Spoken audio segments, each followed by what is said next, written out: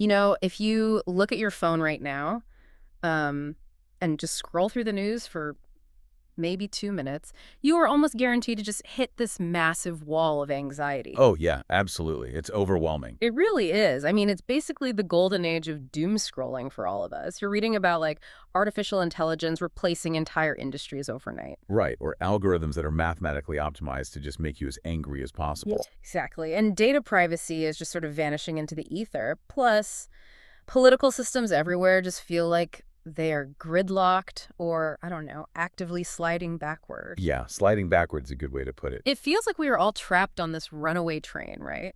Where Right. technology is the engine and the destination is, frankly, somewhere none of us actually want to end up. It is a pervasive and incredibly paralyzing feeling. Yeah. And I think it stems from a narrative we are constantly sold. And to be fair, it's a narrative we experience in our daily lives all the time. Right, the idea that tech just crushes the little guy. Exactly. The underlying assumption is that technological advancement inherently leads to the concentration of power. Like, the unwritten rule seems to be the bigger the tech, the smaller the individual. Yeah, that makes sense. We've been trained to view data collection and AI purely as these instruments of surveillance capitalism or, state control. Right. The default assumption is that these tools are just fundamentally incompatible with a free democratic society. But, and this is why we are here today, what if we have the blueprint completely wrong? Yeah, that is the million-dollar question. Like, what if the exact same tools that we are terrified of right now, artificial intelligence, mass data collection, continuous digital connection, are actually the very things that could save democracy? It sounds counterintuitive, but yes. What if structurally they could be engineered to distribute power rather than hoard it? So today we are doing a deep dive into an academic scenario analysis paper. It's titled Objective 01. Yes, a very fascinating piece of work. And the mission for this deep dive is to really unpack this specific, highly detailed framework. It proposes a surprising, honestly, very optimistic alternative where tech and data participation don't destroy society, but actually upgrade it into something deeply accountable. And it is crucial to understand right from the start how this text operates, because this isn't science fiction. Right. And it isn't just utopian wishing. The authors are not presenting Objective 01 as some guaranteed prophecy. They aren't saying, just sit back, let the tech bros innovate, and the algorithms will magically save us. Yeah, thankfully, because I think we're all tired of that promise. Completely. They present this as a constructive trajectory. It's a design-oriented model. The paper is essentially asking an architectural question, right? So what kind of question? Like, if we were to actively, intentionally align our technological systems with ethical accountability, what would the actual schematics of that machine look like? How would the gears literally turn mechanically? Okay, let's unpack this. Because to understand this future, we first have to understand the core engine running it. The text outlines something called a three-way oversight system. Yes, the three-way oversight system. This is fundamentally different from how we run things today. So what exactly is Objective 01 in simple terms? Let's start there. In the simplest foundational terms, the central premise of Objective 01 is that transparency, public participation, and technological systems can all be intentionally aligned to create continuous, self-correcting feedback loops. Feedback loops, okay? Right. And when those loops are running effectively, they distribute power, they force institutional accountability, and they radically expand opportunity for everyone. But notice the word intentionally there. Yeah, it doesn't just happen by accident. Exactly. This is not a passive drift. It requires sustained, active coordination. Yeah. So the engine of this is that multi-layered oversight structure involving three pillars. You have government institutions, technological systems, and public participation. So it's kind of like a modernized version of checks and balances. But the way the paper describes the interaction, it feels much more aggressive than what we have now. It is definitely more proactive. Like, if I'm reading this right, it's almost like a high-stakes game of rock, paper, scissors. The public uses the technology to direct the government. The technology exposes the flaws in both the government and the corporate sector. And the government, acting on the public's behalf, regulates the technology to ensure it serves the public interest. That's a great analogy. Yeah. Every single node is both watching and being watched. That is the exact dynamic. But we need to look at the mechanics of how that watching actually happens. Because in our current system, oversight is often linear, opaque, and frankly, painfully slow. Yeah, glacial. Right. A government agency might audit a corporation once a year, or the public votes for a representative every 4 years based on a fraction of the available information. It's periodic and it's low resolution. So what changes in Objective 011? Well, in this framework, oversight is hypervisible and continuous. The technology, specifically AI and decentralized data analytics, acts as an immutable ledger and a lens. The public is the collective eye looking through that lens, You like that image. and the government is the hand acting on what the eye sees while simultaneously having its own movements tracked by that very same lens. I mean, I understand the theory, but I have to push back on the reality of that execution. Isn't this just adding more layers of bureaucracy? What do you mean? Well, we already have oversight committees, watchdogs, compliance departments, inspectors general. Does adding an AI watchdog and a public dashboard actually function, or does it just create this paralyzing amount of red tape where literally nothing gets done because everyone is afraid of tripping an algorithmic alarm? That is the exact trap the text addresses. And it avoids it through a really fascinating mechanism it calls automation as exposure. Automation as exposure. Okay. Yeah, this is where the framework pivots sharply away from traditional human bureaucracy.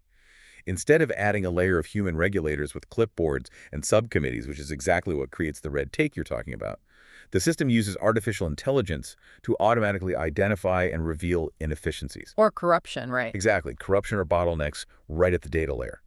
AI isn't just doing administrative jobs, it is actively auditing the system's telemetry in real time.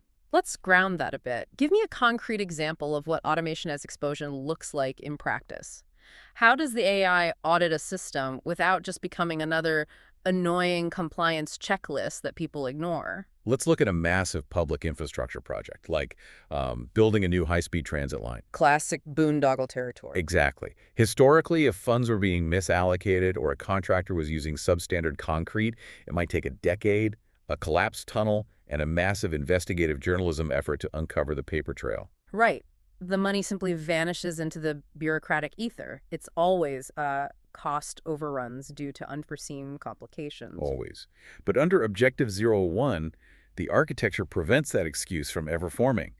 The financial flows, the material costs, the supply chain logistics, and the contractor bids, they're all integrated into an open ledger technological system. So the data is just there. Right, and artificial intelligence monitors this continuous stream of data. If a contractor starts overcharging for steel relative to real-time global market baselines, or if a shell company is suddenly inserted into the procurement chain, the system doesn't wait for a quarterly review. It flags the anomaly instantly. But wait, who does it flag it to? Because right now, an internal audit just goes to a manager who might have a huge vested interest in burying it. And that's the key difference. It doesn't just flag it for a closed committee or some internal manager. It exposes the anomaly directly to the public dashboard via an open API. Oh, wow. Straight to the public. Yes.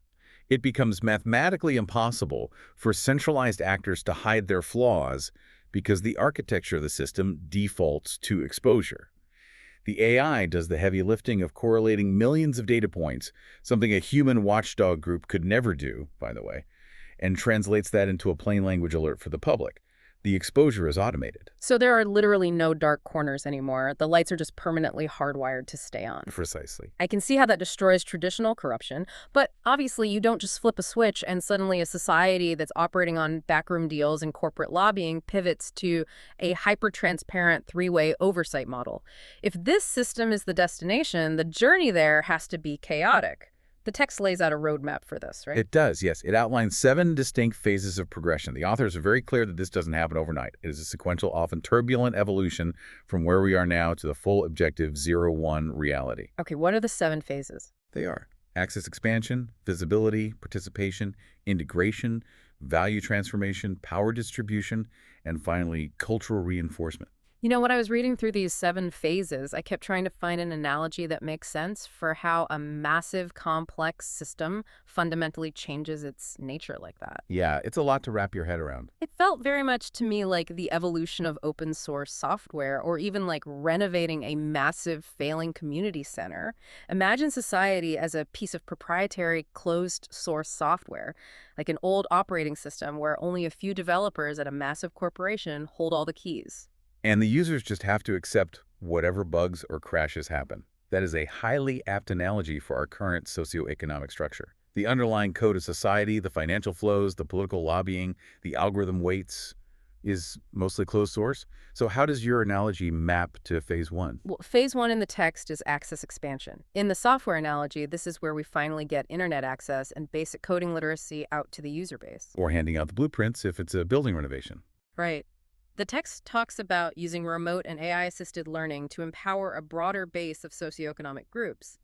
We aren't changing the societal operating system yet. We're just making sure everyone has a computer and understands how to read the language it's written in. Precisely. The foundation of the entire Objective Zero One system is an informed, capable public. If people don't have the baseline capacity to understand the data, the subsequent phases will just collapse into technocracy, where only the data-literate elite hold power. Phase one democratizes the capacity to comprehend the problem. Which brings us to phase two, visibility. The text says institutional processes become transparent. Going back to the software analogy, this is the monumental moment where the proprietary company is forced to publish their source code on GitHub. They make it open source. Yeah, they make it open source. We don't fix anything yet. We just get to look at the raw code. Or tearing down the drywall in that community center to see all the faulty wiring. And suddenly the public sees all the messy, inefficient, wildly unfair algorithms running the government and the economy. And we have to acknowledge that phase two is inherently destabilizing. When you suddenly open source the underlying code of society, it usually looks far worse than anyone imagined. Oh, I'm sure it's a horror show. It is. The public sees the legalized bribery, the algorithmic bias, the wasted resources. This is a critical vulnerability point in the text roadmap. Visibility without the power to act breeds deep cynicism and societal anger. It is a necessary, painful step to reach phase three. But a society can get stuck here if it isn't careful. Which makes phase three participation the pressure release valve. Now that everyone has the literacy from phase one and can see the broken code in phase two, phase three means the users actually get a say in how to fix it. Right. People start submitting bug reports, they fork the code, they use our expanded access to propose direct solutions to local and national problems. Everyone in the community center gets a say in how to fix the wiring. The text notes that in phase three, mechanisms for input expand drastically, enabling individuals to influence decisions more directly than just voting for a representative. The public moves from being a passive consumer of the societal operating system to an active developer. But I imagine that gets messy. Oh, definitely. Millions of people shouting solutions and submitting code patches isn't governance, it's noise, which necessitates the structural shift in phase four. Right, phase four, integration. This is where the core maintainers of the software, the government institutions, actually establish a system for merging the public's pull requests. They don't just have a suggestion box that gets ignored. Yeah, the suggestion box model is dead here. The building management actually uses the community's fixes systematically. The system is designed to take the most viable, community-backed, AI-verified solutions and automatically route them into the actual policy implementation. The feedback loop is formally closed. And this leads us to what is undeniably the fulcrum of the entire Objective Zero One framework, Phase 5, Value Transformation. Up until this point, we've essentially just been crowdsourcing fixes to a broken system based on the old rules. Just patching the old bug. Exactly. But in Phase 5, the definition of what makes the system successful fundamentally changes. The text emphasizes that societal definitions of value broaden significantly. It's no longer just about optimizing for financial metrics or gross domestic product. In the operating system analogy, phase 5 means we stop judging the success of the software purely by how efficiently it processes microtransactions or how much data it extracts from the user. Right, the KPIs change. We fundamentally change the success metrics. We start valuing the system based on user privacy, community health, and ethical resource management. Success isn't just measured by the budget anymore, but by how much trust and help neighbors offer each other. It is a profound psychological and economic pivot. If you change what a society measures, you change the behavior of everyone within it. By broadening the definition of value to include ethical behavior, trust, and ecological sustainability, you lay the necessary groundwork for Phase 6. And phase 6 is power distribution. Because society now values these new ethical metrics, the old gatekeepers who only knew how to optimize for capital concentration naturally lose their monopoly. Their skills aren't as relevant anymore. Right. Their old skill sets are depreciated, influence becomes distributed. The people and communities who are actively contributing to the health of the open source society are the ones who naturally gain administrative rights. And finally, Phase 7 is cultural reinforcement. This means the transition is complete. The new way of running society just becomes the invisible norm. It's just how things are done. Exactly. The next generation who grows up in this system doesn't even comprehend that there was a time when government budgets were secret or algorithms were allowed to optimize for human rage. Norms of transparency, accountability, and continuous participation are just baked into the culture. The system sustains itself through shared expectations. It's a brilliant roadmap. But I want to zero in on this change in value from Phase 5 because that seems to naturally lead to the most radical shift in the paper. We're talking about how the economy and the government actually operate on a random Tuesday morning. Right, the day-to-day reality. If we aren't just voting for a politician every 4 years and corporations aren't just chasing quarterly profit margins, how does society actually function in Objective 0A1? It functions through an entirely new paradigm of interaction, Okay. centered around two core concepts the text introduces: continuous democratic feedback and algorithmic reorientation. Let's tackle the governance side first. Okay, let's do it. Currently, our democratic engagement is highly episodic and incredibly low bandwidth. You vote for a representative, and for the next few years, you just hope they do what they promised, or at least don't actively work against your interests. It's a snapshot of the public will taken with a very blurry camera. That is painfully accurate. Objective 01 proposes a high-resolution continuous data stream of public will. Wait, continuous voting, because that sounds like an absolute nightmare. Do I have to read a 400-page municipal water budget and vote on it while I'm trying to drink my morning coffee? I barely have time to read my emails. Not quite, no. It's not about individuals micromanaging every administrative detail of the state. That would lead to immediate collapse. It's about adaptive, value-driven policy. Okay, so how does that look? Because we have AI handling the automation as exposure and the heavy data processing, the system distills complex legislative issues down to their core values and ethical trade-offs.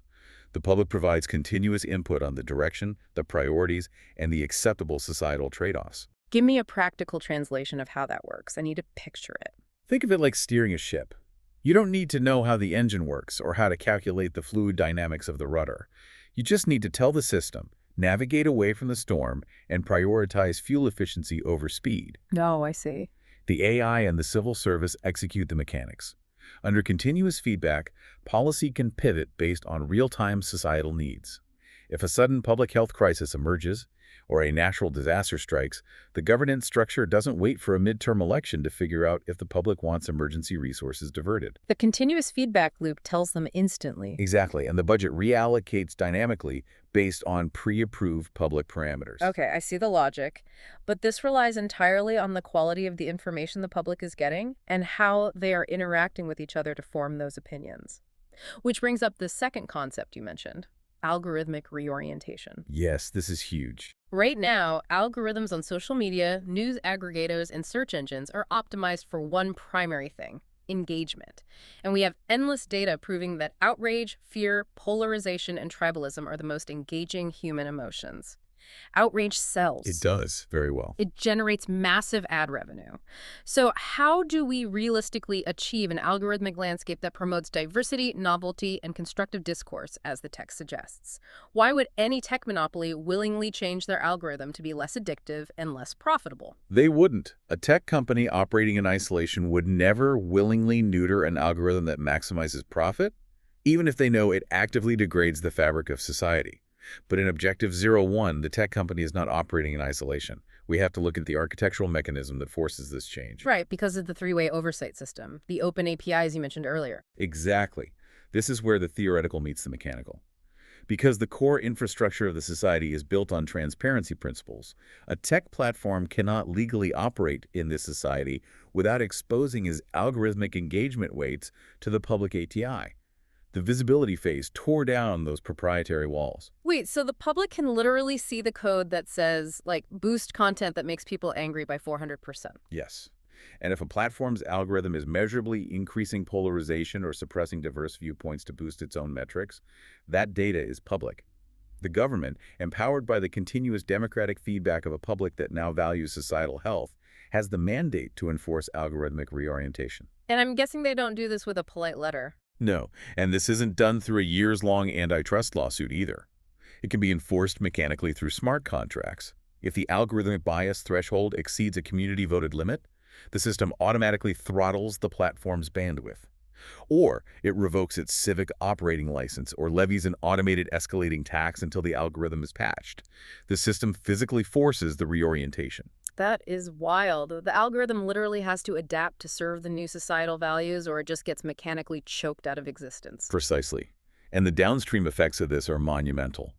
When the algorithm shifts away from outrage and toward constructive discourse, the entire information ecosystem cools down. It becomes exploratory rather than combative.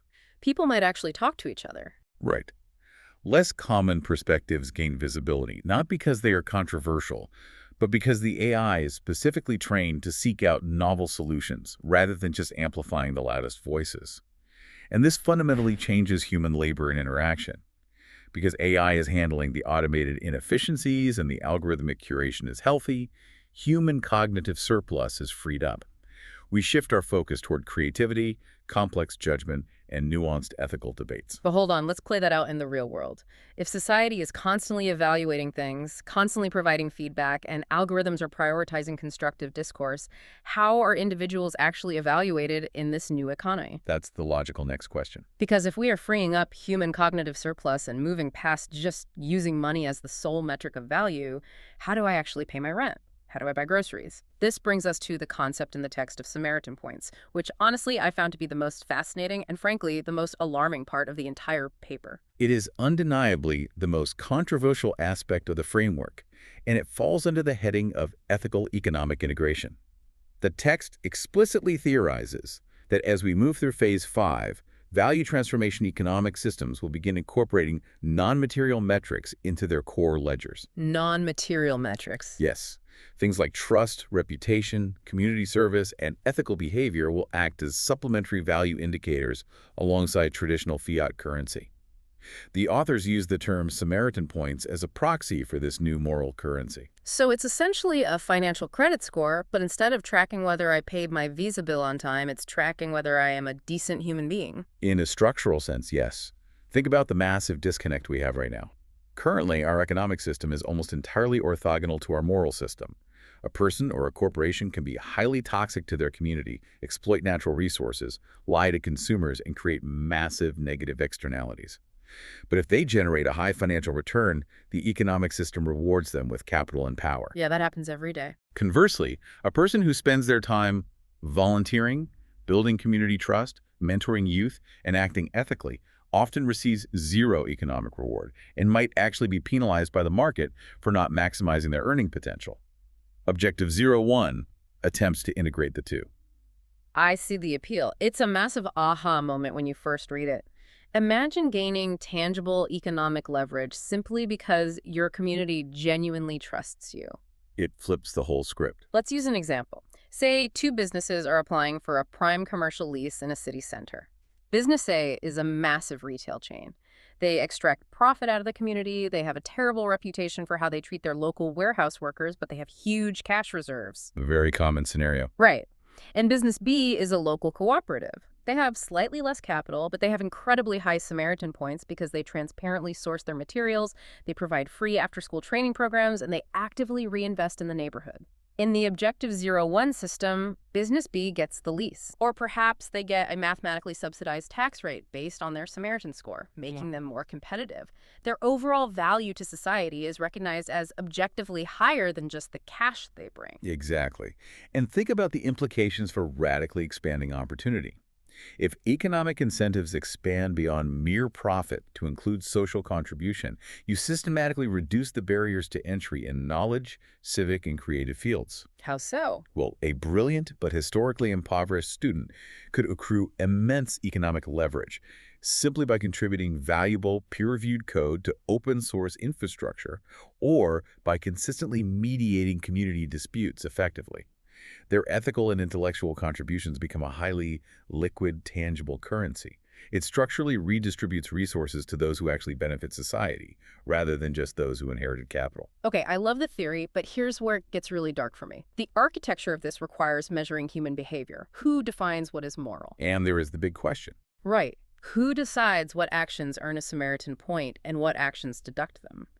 Because one person's community hero is another person's absolute nuisance. That is the ultimate friction point. Let's take a whistleblower.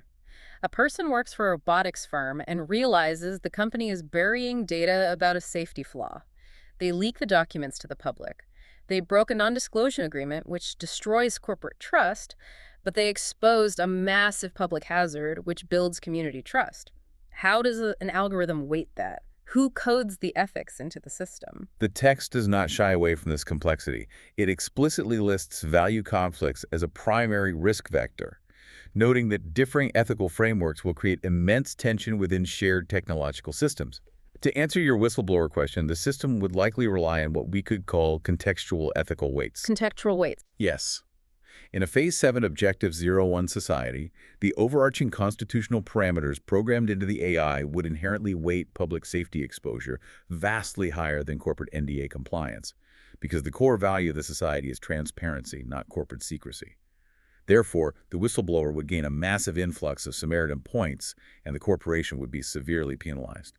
But what about bad faith actors? If Samaritan points dictate economic power, people will obviously try to game the system. What prevents a Sybil attack? Like, what if I spin up 10,000 AI bot accounts to continuously upvote my own Samaritan points, making me look like a saint so I can secure a zero-interest loan? That requires diving into the cybersecurity infrastructure of the model. A system like this cannot function on the anonymous, easily manipulated architecture of the early internet. It requires cryptographic identity verification. Like digital IDs. Yes, but more advanced. The framework implies the use of decentralized identifiers, perhaps utilizing zero-knowledge proofs, which we can discuss in a moment, to ensure that every vote, every allocation of trust is tied to a verified, unique human entity without necessarily exposing their entire life history. The AI auditing system, the automation as exposure mechanism, would be continuously hunting for coordinated anomalous behavior, like 10,000 accounts suddenly upvoting one individual. Which brings us directly to the paradox at the heart of this entire framework. To have a functional Samaritan point system, to prevent Sybil attacks, to know who is contributing to the community and who is exploiting it, you need to know what everyone is doing. You have to surveil the public just as comprehensively as you are surveilling the government and the corporations.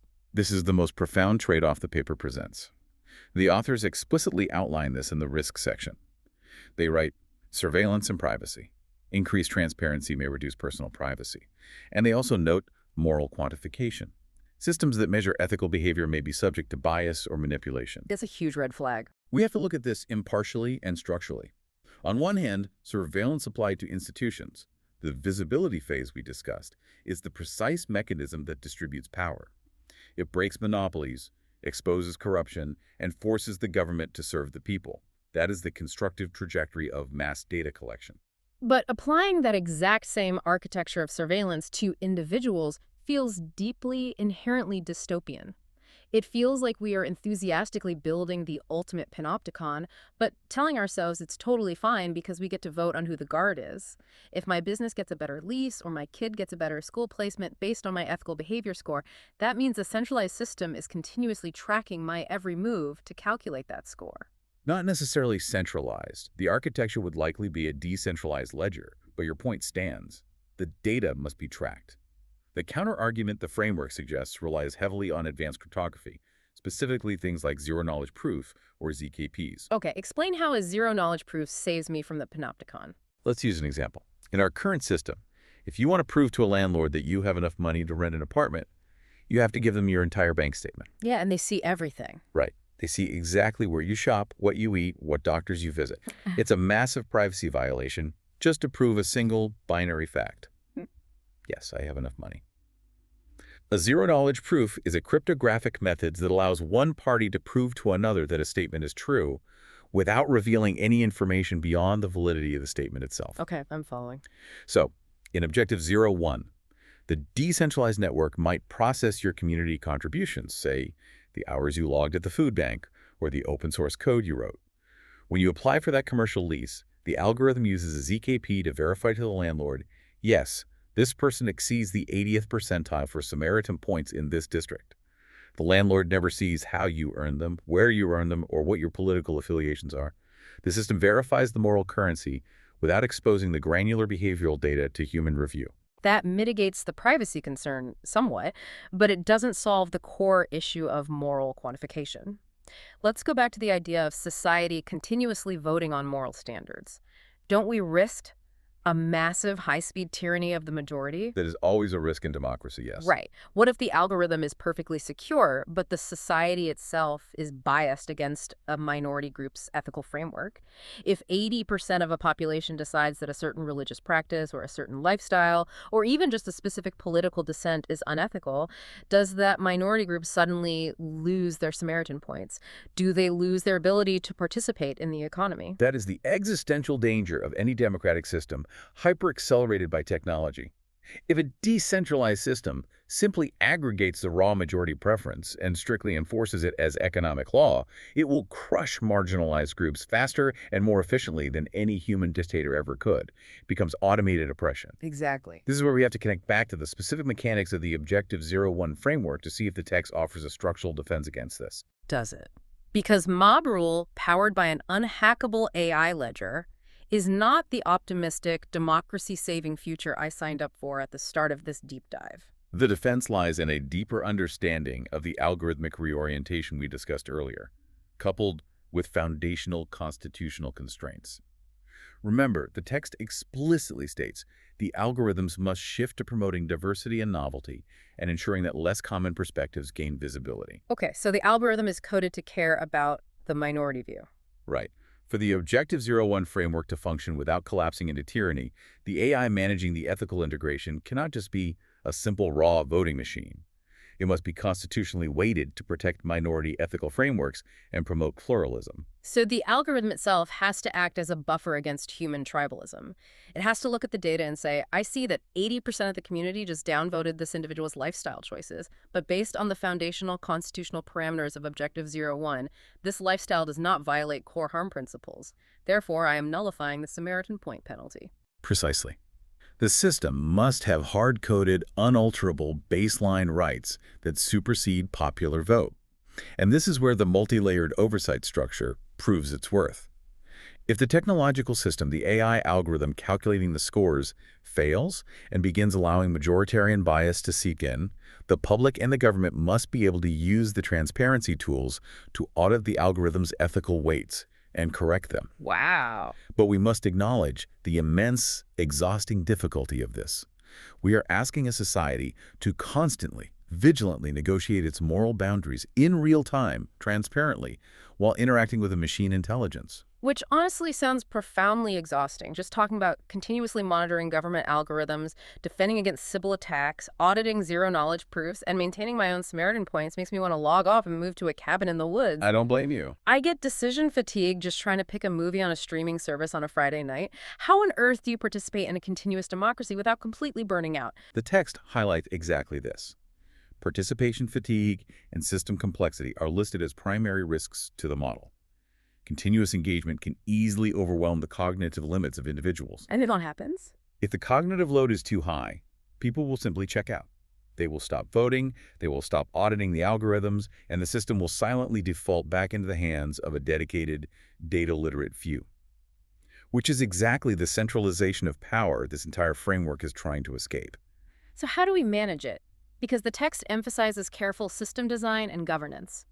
What does careful design look like for a population that is already exhausted by the modern world? It requires flipping how we currently interact with technology. Right now, technology pushes an infinite number of micro-choices onto us to harvest our attention. To manage participation fatigue, the automation as exposure mechanism must work bidirectionally. Meaning what? AI should take on the vast majority of the cognitive load for the citizen. It should be sorting complex data, running predictive models on proposed policies, and completely managing mundane administrative tasks. The public should only be asked to provide feedback on highly curated, high-impact ethical judgments. Give me an analogy of how that relationship works. Think of it like being the CEO of a massive multinational corporation. Okay, I like where this is going. A good CEO doesn't read every email between the marketing and sales departments. They don't approve the purchase of every box of Naper clips, and they don't read the raw code of the company's website. They rely on their executive staff to synthesize mountains of data and present them with a few critical, high-level strategic choices. Do we acquire this competitor, or do we invest in internal R&D? Here are the predictive models for both. In Objective Zero One, the AI is the executive staff. The individual citizen is the CEO of their own civic life. I really like that framing. So My continuous voting app doesn't ask me to approve the zoning permit for a new deli on 4th Street or review the procurement forms for the asphalt on the highway. The AI handles all of that automatically based on pre-established parameters of zoning laws and local economic needs. Exactly. The app only chimes in to ask, like, the AI projects that rezoning the waterfront will increase local GDP by 4%, but will decrease public green space by 12%. The AI cannot make ethical trade-offs. What are your core priorities for this district? Exactly. You provide the value judgment, the system handles the execution. And even then, if you find that level of engagement too high, we can extrapolate another incredibly powerful solution from the framework. Mhm. Delegated trust, often referred to as liquid democracy. Liquid democracy, what does that entail? Since we have a functional system of Samaritan points, a mathematically verifiable metric of an individual's ethical reliability and domain expertise, you wouldn't necessarily have to vote on everything yourself. Oh, this is fascinating. You mean I could lend my civic voting power to someone I trust? Yes, dynamically and conditionally. Let's say an issue regarding local water management comes up. You know you don't have the time or the background in fluid dynamics to evaluate it properly. You could use the platform to delegate your voting power on all environmental issues to a neighbor who happens to be a hydrologist and who the system verifies has exceptionally high Samaritan points for community service. But what if they go rogue? What if my hydrologist neighbor suddenly gets bought out by a bottled water company? Because it's managed via smart contracts, your delegation is instantly revocable. You can set condition limits. You could program it to say, delegate my vote to this person unless their proposed solution exceeds a $5 million budget, at which point the vote returns to me. You ease your own cognitive burden while ensuring the decision remains in the hands of verified community experts, not a centralized political party. That is a brilliant application of the framework. It solves the streaming service paradox. I don't have to pick the movie. I just trust the friend who always gives great recommendations to pick it for me. And the system cryptographically verifies that my friend isn't secretly being paid by a studio to recommend trash. Exactly. But, as amazing as this sounds, all of this, the transparent algorithms, the power distribution, the AI auditing corporate contractors, the moral currency, it requires dismantling the way the world works right now. And the people who currently profit from the flawed centralized system are not going to go quietly. Building this careful system requires overcoming massive entrenched resistance. Which brings us to the final hurdle outlined in the paper: overcoming resistance and global implementation. The authors outline significant countervailing forces: resistance from established power structures, economic incentives that currently favor massive concentration, the inevitable misuse of tech, and deep cultural resistance to change. Yeah, these are massive forces. They are immense.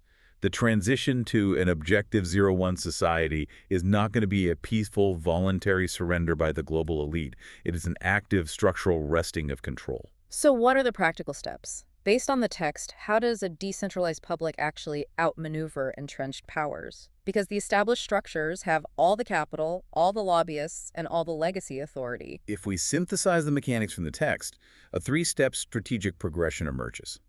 Step 1 relies entirely on expanded educational access. You cannot fight an entrenched technocracy with an ignorant base. That makes sense. By using open-source AI and remote platforms to massively empower a broader base of socioeconomic groups, you create a groundswell of highly informed, data-literate participants. You are essentially building an intellectual infrastructure that can no longer be easily manipulated by traditional corporate PR or political propaganda. Okay, so a highly educated populace is the foundation.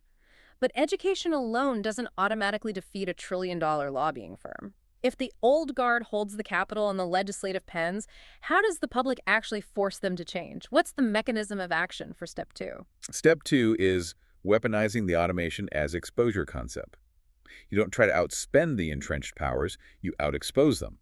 You leverage decentralized groups of citizen data scientists and open-source AI tools to force transparency on those concentrated economic powers. So it's an information war. Exactly. Imagine thousands of AI agents deployed by the public to continuously audit the supply chains, the tax records, and the environmental impact reports of massive monopolies. You make their inefficiencies, their exploitations, and their regulatory capture violently, undeniably public. You strip away their ability to operate in the shadows, which destroys their societal legitimacy. Which connects perfectly back to tearing down the proprietary walls in phase 2. Once the public mathematically proves how the resources are being hoarded, the public pressure becomes unbearable. And what is step 3? How do we seal the deal? Step 3 is implementing the continuous feedback loops to outmaneuver the slow, centralized decision-making of those established powers. A monolithic corporation or a corrupt legacy bureaucracy moves like a massive battleship. It takes miles to turn. Right. A decentralized, tech-enabled public utilizing continuous democratic feedback moves like a swarm. By the time the established power structure has drafted a PR response, held a board meeting, and deployed a lobbying strategy to protect an exploitative practice, the public network has already analyzed the data, generated a decentralized counter-solution, and shifted its collective economic leverage away from the monopoly. It's a massive agility advantage. The swarm simply routes around the battleship. That makes a lot of structural sense. Yeah. But we are talking about the public as if it's one unified, homogeneous swarm. The text explicitly states that elements of this trajectory may emerge across different sectors and regions, and that differing ethical frameworks will create tension. Yeah, that's a crucial point. How does this massive socio-technical shift play out globally? Objective 01 implemented in Tokyo is going to look profoundly different than Objective 01 implemented in Texas, right? Absolutely. The Objective Zero One framework is not a proposal for a monolithic one-world government. It is an architectural shell. It is a set of data mechanisms that adapts to the specific cultural norms of the region running it. Let's look at the Samaritan Points concept again to illustrate this. Okay, how does cultural geography change the moral currency? In a highly individualistic culture, say, parts of the United States, the underlying algorithms governing how one earns Samaritan Points might be heavily weighted toward personal innovation, entrepreneurial mentorship, and the defense of civil liberties. That tracks. The system rewards you for driving economic progress, starting new community ventures, and protecting individual freedoms. However, in a collectivist culture, perhaps in parts of East Asia or Scandinavia, the algorithms might be tuned entirely differently. There, ethical value might be derived primarily from community harmony, public service, minimizing one's carbon footprint, and supporting elder care infrastructure. That is a profound distinction. The underlying technology is identical. They both use continuous feedback, AI oversight, zero-knowledge proofs, and transparent ledgers. But the morality being mathematically quantified is entirely culturally specific, which means you could have two perfectly functioning, highly advanced Objective 01 societies that look completely alien and perhaps deeply unethical to one another. Exactly, and the text anticipates this friction. The ultimate challenge isn't forcing every nation on Earth to adopt the exact same moral algorithm. The challenge is how these different regional networks interact with each other on a global scale when their fundamental metrics of value differ. Oh, man. The trade agreements would be wild. Very.